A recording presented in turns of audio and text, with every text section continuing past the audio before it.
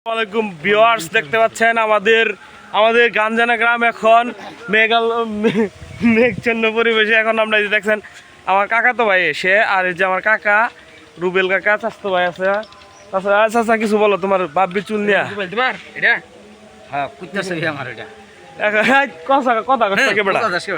এই যে এমপি চা কি কমু তুই জনগণের উদ্দেশ্যে, তোর চাষির উদ্দেশ্যে কিছু বল।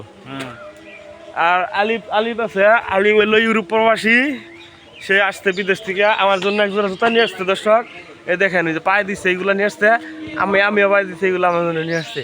চাচা ইংলিশে কিছু টক করো, দর্শকের উদ্দেশ্যে কিছু বলো। ও গো মিয়া বলবো এখনই বলে দাও। নেক্সট টাইম আমরা কিছু বলবো। না এখন আপাতত কিছু যার কারণে আসলে বলতে পারছি না, তো নেক্সট টাইমে আমরা বলবো। সে খুব বিজি আছে। দর্শক এখন আলোর পথে ফাউন্ডেশন, রুবেল কাকা, ধলাপাড়া, কাটাইল টাঙ্গাইল, এই দর্শক দেখতে পাচ্ছেন আপনারা চকচকা দেখতে পাচ্ছেন যে আলোর পথে ফাউন্ডেশন 2000 স্থাপিত 2016 সাল এবং মানবতার সাথে তরুণের পথ চলা এবং ধলাপাড়া কাটাইল টাঙ্গাইল। রুবেল কাকা তুমি কিছু বলো আমাদের সামনে, একটা সালাম দাও আমাদের, তো সালাম বিনিময় করতে তো পারো, বলো দর্শকের উদ্দেশ্যে কিছু বলো। আজকে ওয়েদারটা খুব খারাপ। হ্যাঁ, বের হয়েছিলাম ভালো একটা মন নিয়ে যে এক জায়গায় ঘুরতে যাব বিকাল বেলায়, তা বৃষ্টি মুডটা নষ্ট করে দিল। না আশা রাখছি তার বৃষ্টিকে আমরা তোয়াক্কা করে আবার যাওয়ার চেষ্টা করবো ইনশাল্লাহ। দর্শক আপনারা আমার কাকার বক্তব্য নিলেন, এখন আপনাদেরকে আমাদের গ্রামের একটি ভিউ দেখাবো। এই দেখতে পাচ্ছেন বিশাল বড় নদী। আমাদের এলাকা নাকি পাহাড় এলাকা, শহরের মানুষজন বলে যে পাহাড় এলাকায় থাকেন।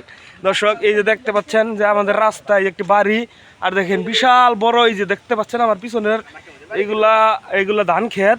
আমাদের গ্রামের দৃশ্যটা দেখেন, এটা আমাদের বংশাই নদীর পাড়ে আমাদের বাড়ি।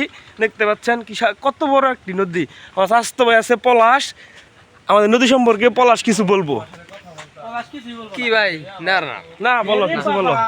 স্বাস্থ্য ভাই তুমি তুমি মিয়া শিক্ষিত বলা, দেখছেন আমার স্বাস্থ্য ভাই কিন্তু শিক্ষিত বলা, কিন্তু কোনো বক্তব্য দিতে পারছে না।